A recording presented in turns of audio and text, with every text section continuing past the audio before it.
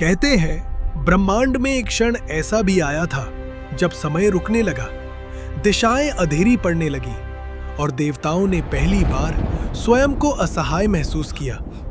शक्ति समाप्त हो चुकी थी और अधर्म की छाया पूरे ब्रह्मांड पर फैल चुकी थी। इसी गहरी निस्तब्धता में एक गर्जना गूंजी जिसने तीनों लोकों को हिला दिया। वह गर्जना मां काली का जन्म थी।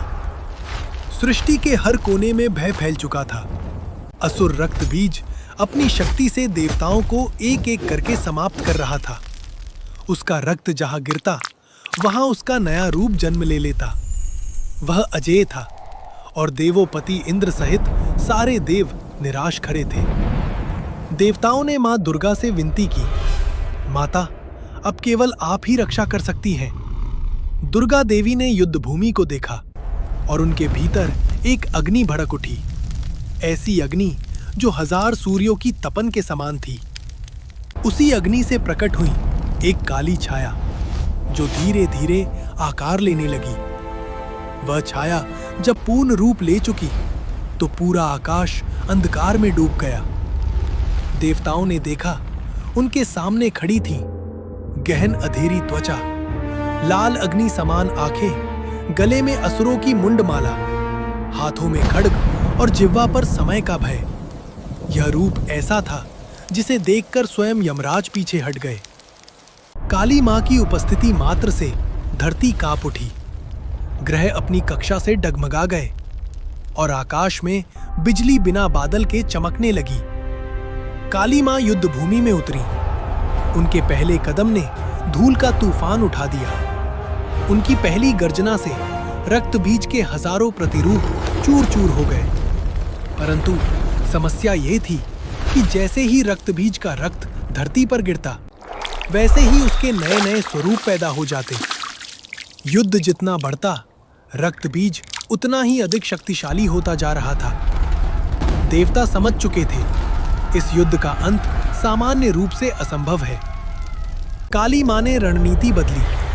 उन्होंने अपनी जिह्वा बाहर निकाल ली और रक्त बीज का रक्त धरती पर गिरने ही नहीं दिया। भयानक गति से वह हर बूंद को पी जाती।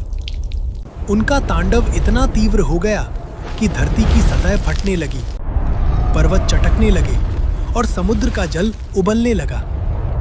उनके हर वार से असुरों की सेना भस्म हो रही थी। काली मां का क्रोध अब प्रकृति की सीमा से परे जा चुका था।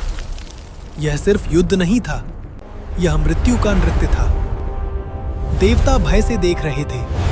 काली मां रुक नहीं रही। उनकी शक्ति तेजी से बढ़ती जा रही थी। उनका तांडव पूरा ब्रह्मांड तोड़ सकता था। उनके कदमों की कंपन अंतरिक्ष तक महसूस हो रही थी। नक्षत्र अपनी जगह से हिलने लगे, ग्रहों के मार्ग बदलने लगे।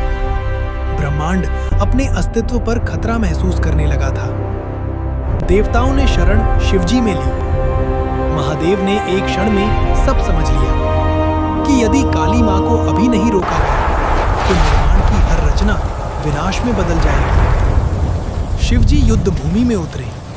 उन्होंने कुछ नहीं कहा, कुछ नहीं पुकारा। वे बस काली मां के तांडव के सामने लेट गए। जब काली मां ने अगला कदम उठाया, वह महादेव के वक्ष पर पड़ा। एक ही पल में सारा तांडव थम गया। काली मां की आंखों में पहली बार क्रोध की जगह शांति और करुणा उतरी। उनका तांडव रुक गया।